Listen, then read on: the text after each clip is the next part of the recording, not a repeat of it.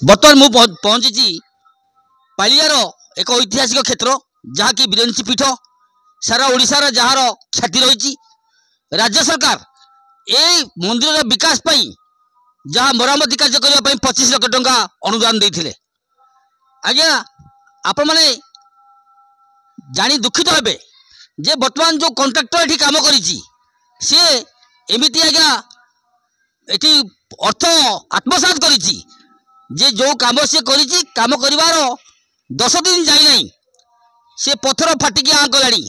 आपण मैंने देखुं मंदिर बर्तमान जो रंग दि जाइए तार अवस्था से रंगर कौन भैल्यू ना। आसतु शुणा ए बाबद मंदिर पूजक आम नना अच्छा मुखर कौन कौन समस्या अच्छी नना कहतु आप समस्या कौन? समस्या तो अनेक गुड़िए से विगत वर्ष आसीथिला प्रायतः 20 लाख रु 25 लाख टंका आसीथिला मंदिर कार्य उन्नतीकरण कार्य होगापाई। 2टी चांदिल मरामती मंदिर कलर ये सब कार्य चली बेले कंट्राक्टर को साधारण लोक देखापी पाइले ना, साइड्रे देखिले ना, मिस्त्री तांकर मनपल्ली काम कर चलिले। तो दीर्घ दिन चांदिन तैयारी होइथिबा चांदिन 2टी पूर्व आउ दक्षिण आज पर्यंत स्थितावस्था जारी रही बेले 2टी चांदिनी पश्चिम आउ उत्तर चांदिन 2टी पूरा फाट सृष्टि होइछि।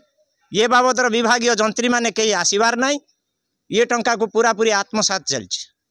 आज्ञा जो मंदिर रंग दि जाइए आज्ञा ये मंदिर रंग खुशी अच्छा रंग आम जो पचरा उचरा कलु से कहले सरकारी स्तर में रंग सिद्धांत करा या आमर किसी हस्तक्षेप ना कहले। आज्ञा आप शुणुले बर्तमान जे रंगर जो रंग देते से रंग डुप्लिकेट से काम डुप्लिकेट एटू प्रबल परिमाण में विभागीय जंत्री आ विभागीय कंट्राक्टर एमाने समस्ते अर्थ आत्मसात कर गाँ लोक मैंने अभियोग कर या द्वारा मु जिलापाल महोदय को अनुरोध करुँच कार्य तुरंत हस्तक्षेप करी केमिति पुनर्बार यार संरक्षण कर यार विचार कर सुधार कर तार व्यवस्था करेंगे।